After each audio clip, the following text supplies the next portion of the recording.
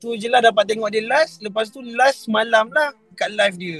Lepas tu tak dapat nak contact ni. Memang kita dalam keadaan yang saya tak boleh nak gambar, nak cakap perasaan tu memang tak tahu.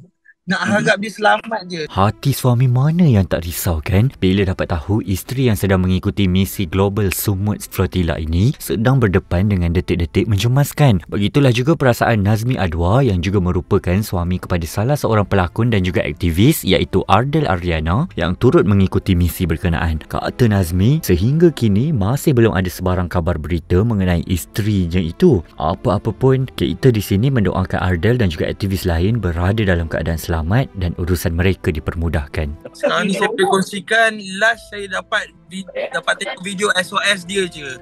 Sekarang ni tak dapat contact langsung dia. Daripada comment center pun tak dapat nak contact. Sekarang ni memang lost signal. Tak tahu apa keadaan ada sekarang ni, kita tak tahu. So minta doa je sekarang ni. Saya pun dalam keadaan yang tak tahu nak cakap sebab kita menunggukan jawapan juga ni, update daripada comment center. Nazmi, kita tengok semalam live Nazmi macam menahan sebab lah dengan semasa kita live dengan Ardel kan. Mungkin iyalah sebagai suami, siapa je tak berasa sedih kalau perkara itu berlaku. Jadi Nazmi boleh kongsikan tak penerimaan Nazmi sekarang? Masa yang live tu saya tengah berniaga tu, sebenarnya unexpected dia akan masuk live tu sebab memang tak dapat contact. Sebab tu lah macam seronok happy dapat tengok dia tu. Tapi tu je lah dapat tengok dia last. Lepas tu last malam lah kat live dia. Lepas tu tak dapat nak contact ni. Memang kita dalam keadaan yang saya tak boleh nak gambar, nak cakap perasaan tu memang tak tahu.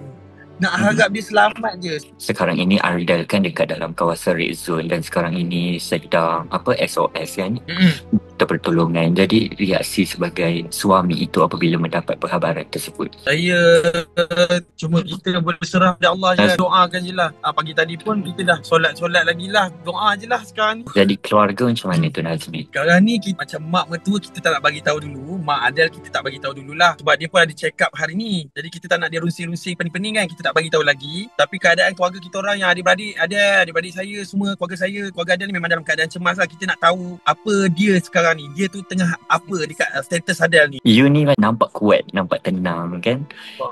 Saya tak tenang sebenarnya. Saya nampak je tenang tapi dalam hati tak siapa yang tahulah Nas kan. Saya ada adik-beradik saya ada kawan-kawan yang menenangkan lah. Alhamdulillah. Keluarga, adik-beradik, itu je lah kekuatan. Anak-anak macam mana dengan anak-anak semalam dia orang resah gelisah. Lepas subuh baru dapat tidur.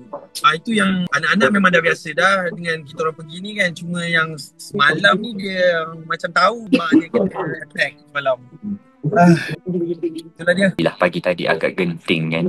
Memang kita tak tidur daripada semalam sampai sekarang ni. Saya habis syuting semalam, tengok dia punya live sampai sekarang ni menunggu perkabaran dia. Ni dah nak masuk set syuting balik dah hari ni. Memang jadi, tak tenang. Jadi apa yang Nazmi harapkan? Saya harapkan ni sekarang ni siapa yang rakyat Malaysia yang nampak ni minta tolong doakan isteri saya dan juga semua tim Global Sumut Flotilla selamat apa juga keadaan, selamat balik pada kami, insyaAllah.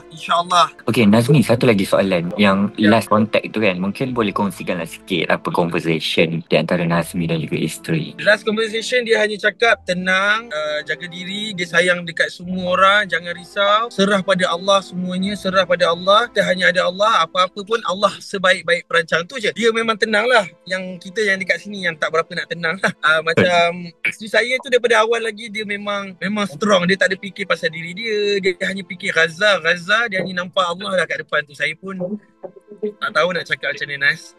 InsyaAllah semoga dipermudahkan. Amin ya Rabbal Alamin.